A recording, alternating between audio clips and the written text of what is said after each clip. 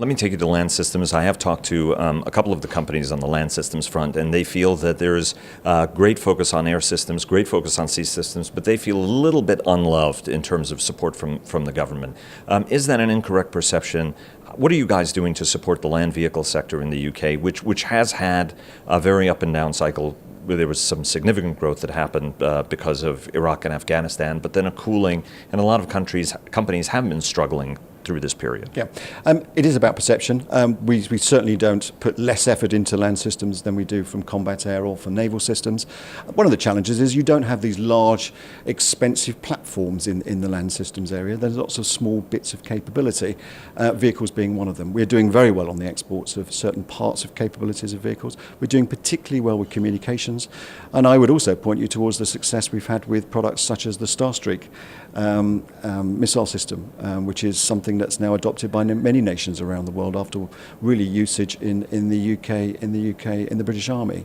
I would also point you towards the UAV program, which is working very well. We have a lot of collaborative programs going on there. So I think the effort is the same. So the support is the same. The perception issue is around the fact that we don't sell a large frigate or a large aircraft in the land systems business. It's made up of many, many small pieces of capability, but we are doing particularly well there. Not to butter you up as you go out the door, but you guys have been having some record-setting years in a row. You've been working the 10 to 15-year strategic plan.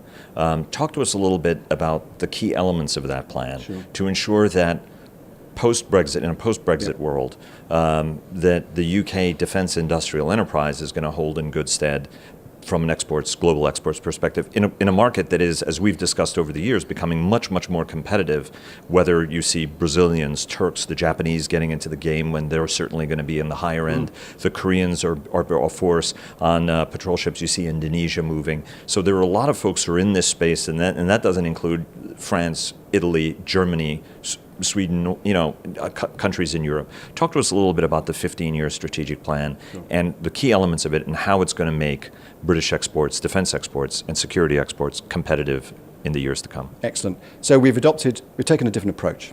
So if you look at the traditional way that certainly DSO and the British government have supported defence exports, we've typically looked at the next 5-year window of requirements with our close partners and allies overseas, and then worked closely with industry to work on campaigns to help deliver that capability in overseas markets.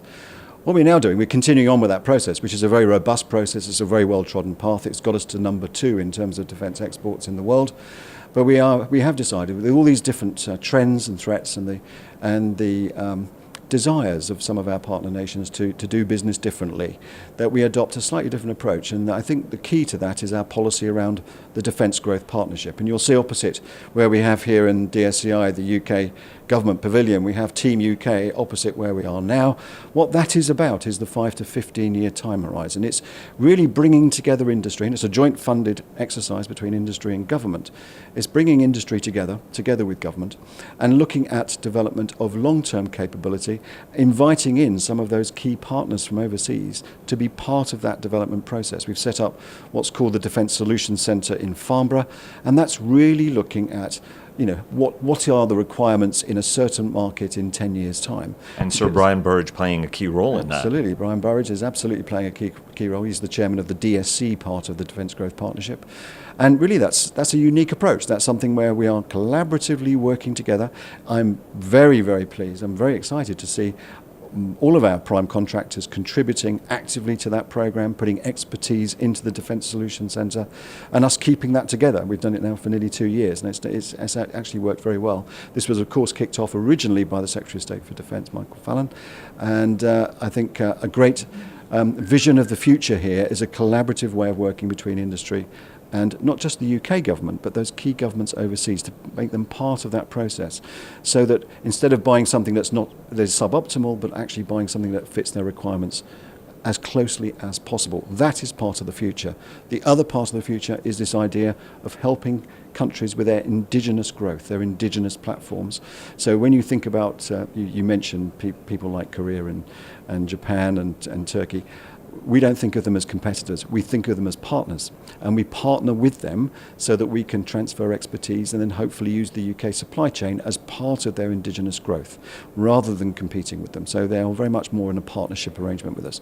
We think that's going to keep us in a very strong position for defence exports going forward. I see Adam approaching and about to give me the hook, but let me ask you two very quick questions. Is there a technological focus in terms of the effort in this 15-year plan, whether it's going to be we should have greater emphasis on naval systems, for example, and air systems and the specific technologies, or are you keeping it generalized and across the piece? It's generalized across the piece. Different countries have different types of requirements, and so it's got to be able to service all three of the services in terms of what it's able to do. And you've done yeoman's work here, but you've announced plans to step down. Tell us why it was time for you to go, because there were folks who were counting on you selling countless tens of billions more pounds of defense hardware, and what you're going to be doing next. I mean, you've had a distinguished career in industry.